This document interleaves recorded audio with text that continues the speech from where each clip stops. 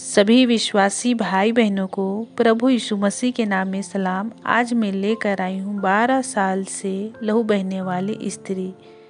यह हमको बाइबल की किताब लूका अध्याय 8 में 43 से लेकर 48 पद में देखने को मिल जाएगा। बाइबल बताती है दोस्तों, जब प्रभु यीशु समुद्र पार करके गेरासेनी देश से लौट रहे थे और उस समय गलील के आसपास के क्षेत्र में शिक्षा और चमत्कार कर रहे थे। यीशु ने गेरासेनी देश में एक व्यक्ति से दुष्टात्मा को निकाला और सुअरों में प्रवेश करने की अनुमति दी थी। इसके बाद वह नाव में बैठकर कफरनहूम लौटे। जब यीशु लौटे तो एक बड़ी भीड़ ने उन्हें घेर लिया। इस भीड़ में यायर नाम का एक मनुष्य था जो आराधनालय का सरदार था। उसकी बेटी 12 वर्ष की थी जो एकलौती थी। वह मरने पर थी, जिससे यीशु से अपनी मरती हुई बेटी को चंगा करने की विनती की।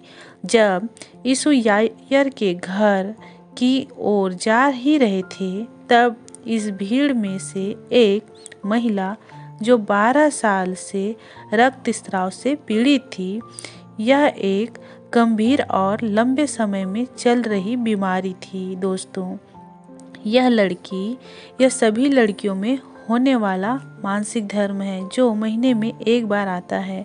सभी को दर्द होता है, तो वो स्त्री को 12 साल से उसे तकलीफ था, बीमारी था, शारीरिक रूप से बहुत पीड़ा सहती थी। यह समझ सकते हैं दोस्तों, शारीरिक स्थिति के साथ साथ मानसिक स्थिति पर बहुत प्रभाव पड़ता है। कमजोरी, थकान, चक्कर, सिर दर्द, ये तो नॉर्मली मानसिक धर्म में आता है। तब ऐसा लगता है, तो सोचिए उस स्त्री को 12 वर्ष तक लहू बहने का बीमारी था, उसको कैसे लगता होगा मेरे दोस्तों। और अपनी यह बीमारी का इलाज कराने के लिए उसने अपनी सारी संपत्ति डॉक्टरों पर खर्च कर दी थी और बहुत से डॉक्टरों के पास गई, पर ठीक न हुई और उसकी सारी पूंजी खर्च हो गए। और जब उसके शरीर में तकलीफ हो और इलाज के लिए पैसे ना हो, तो इंसान मरने के अलावा उसके पास कोई रास्ता नहीं बचता है।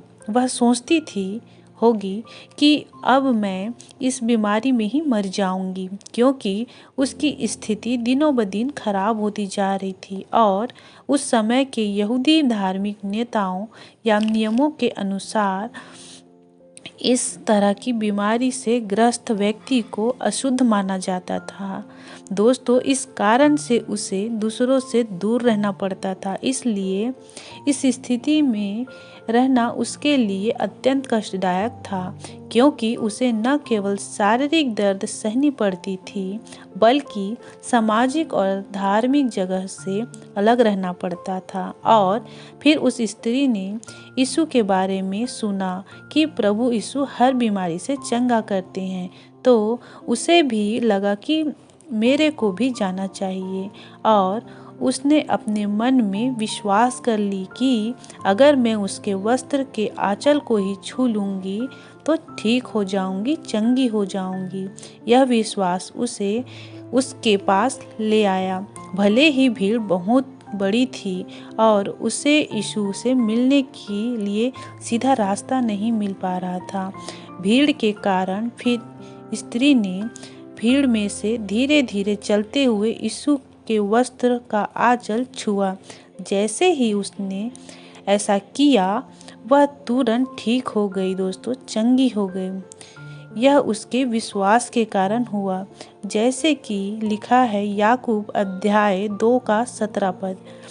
वैसे ही विश्वास भी यदि कर्म सहित न हो तो अपने स्वभाव में मरा हुआ है।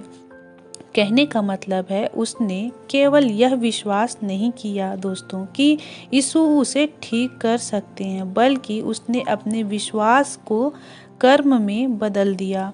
उसने भीड़ में से धीरे धीरे रास्ता बनाकर उस यीशु के पास गई, उसके वस्त्र को छुआ और इस तरह अपने विश्वास को प्रकट किया। उदाहरण के लिए अगर कोई कहता है कि उसे भूखे लोगों पर दया आता है, लेकिन वह कभी किसी को भूखे को भोजन नहीं कराता, तो उसकी दया केवल शब्दों तक सीमित रह जाती है। सच्ची दया और सहानुभूति उसे भोजन कराने में दिखाई देती है। दोस्तों, उसी प्रकार उसने भी कर्म किया। सच्चा विश्वास वह है जो कर्मों के माध्यम से प्रकट होता है। केवल यह कहना है कि हमें विश्वास है पर्याप्त नहीं है। हमें अपने विश्वास को अपने कार्यों में दिखाना चाहिए। फिर यीशु ने महसूस किया कि उसके अंदर से शक्ति निकली है। उन्होंने पूछा, मुझे किसने छुआ? तब पतरस और उसके साथियों ने कहा, हे स्वामी, तुझे तो भीड़ दबा रही है और तुझ पर गिरी पड़ी है, परंतु यीशु ने कहा, किसी ने मुझे छुआ है, क्योंकि मैंने जान लिया है कि मुझ में से सामर्थ्य निकला है। दोस्तों, यीशु ने ऐसा इसलिए कहा क्योंकि उन्हें अपनी दिव्य शक्ति से पूरी तरह अवगत थे। इससे पता चलता है कि एक विशेष प्रकार का स्पर्श हुआ है जो विश्वास से भरा था और जिसे उनकी शक्ति निकली है। और भीड़ में अनेक लोग छू रहे थे, लेकिन महिला का स्पर्श अलग था, क्योंकि दोस्तों वह विश्वास और उम्मीद से भरा था। जब महिला ने देखा कि प्रभु यीशु पूछ रहे हैं, तो वह सामने आई, क्योंकि वह प्रभु के सामने छिप नहीं सकती थी। तब वह डरते हुए और कांपते हुए आई, क्योंकि वह समाज के नियमों को तोड़कर एक धार्मिक शिक्षक को छू रही थी। फिर वह यीशु के पांव पर गिरकर सबके सामने अपनी कहानी बताने लगी। सबको बताने लगी कि उसने किस कारण से यीशु को छुआ और कैसे तुरंत चंगी हो गई। और फिर यीशु ने स्त्री से कहा, बेटी, तेरे विश्वास ने तुझे चंगा किया है, कुशल से चली जा। आज हम इस कहानी से सीखते हैं मेरे दोस्तों कि हमें प्रभु यीशु पर सच्चा विश्वास होना चाहिए। अपने कर्म के साथ विश्वास को मजबूत रखना चाहिए।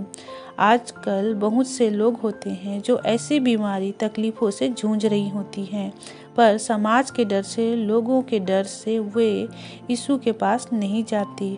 उनका मानना है कि वह ईसाई का परमेश्वर है, इसलिए नहीं जाते और कहते हैं उनके पास जाएंगे तो उनका धर्म परिवर्तन हो जाएगा। हमारे परमेश्वर किसी का धर्म परिवर्तन नहीं करता है मेरे दोस्तों, वो तो जीवन परिवर्तन करते हैं।